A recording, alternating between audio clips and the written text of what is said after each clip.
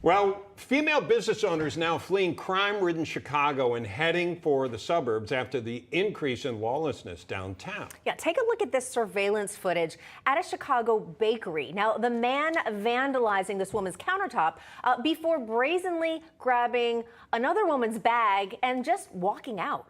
Women say they feel like sitting ducks in this city. And here to discuss is spokesperson for the National Police Association and retired Chicago area police officer, Betsy Brantner Smith. Betsy, welcome back.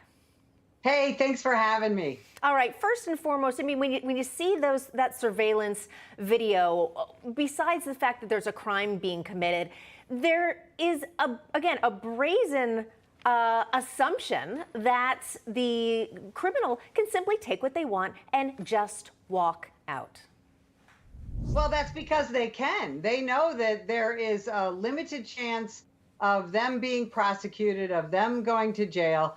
Look, this has been happening since 2020 when activists in Chicago during the George Floyd riots said that their ability to go in and take what they want out of any retail store is reparations for what they've had to deal with as African Americans and people of color. Look, I got to tell you, from a personal standpoint, my youngest daughter moved out of Chicago a year ago. She lived near the area that you're showing right now.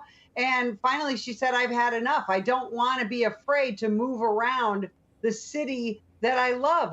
Our family loves Chicago, but thanks to Lori Lightfoot and the prosecutor there, Kim Fox, we have less prosecutions of serious crime, less prosecutions of retail crime. And this is especially frightening for women business owners, and they are fleeing to the suburbs, and I sure don't blame them. Yeah, how do we change this, Betsy? Because now the answer I always hear is, well, we have to elect different people, but it seems like nobody's been doing that. Yet San Francisco, Los Angeles, New York, Chicago, Seattle, there's so many places experiencing this. I don't know how it changes. I mean, people want justice. They want it to be safe, but nothing changes.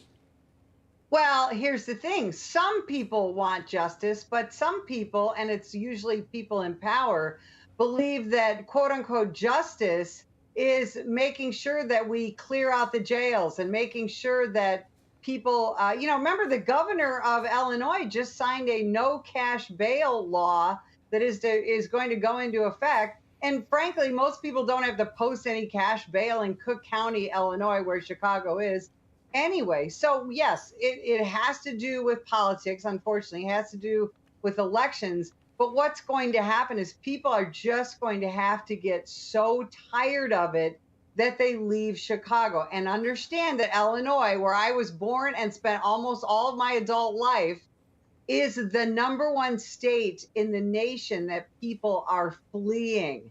And it's largely because of Chicago. But Mayor Lori Lightfoot, she is a businesswoman, if you will, in Chicago. She has 90 Chicago police officers to help keep her safe. So this is of no concern to her. Governor Pritzker, the Illinois governor, he's got a security team, doesn't bother him. So people are going to have to get tired. And unfortunately, they're going to have to leave my beautiful Chicago, and they're going to have to leave in such volume that eventually people will become tired of it, and they will elect new leaders. Betsy, going back to the reality that a lot of these businesses being targeted now are female-owned, women-owned businesses, is that simply because criminals perceive them as an easier target, or is there another reason? Well, partially it is because women are perceived to be weaker, to be an easier target. But understand that in the past, Chicago was a wonderful city for women to grow their businesses and be successful. But what I want people to understand is when these people, these criminals come and attack women in their places of business, it's not just the retail theft that is a problem. Very often these attacks turn physical. Sometimes, frighteningly, they turn sexual. And in Chicago, it's very difficult for a citizen to be able to purchase, carry, and train with a handgun to be able to take care of themselves. So this is extra frightening for women business owners. And these are generally women with families, women who have worked so hard to be successful. Oh, yeah. So they are going to leave the city, and I don't blame them. And Running any any business is hard. Having a Sure. successful business is one of the hardest things you can do. Betsy Brantner Absolutely. Smith, thank you so much.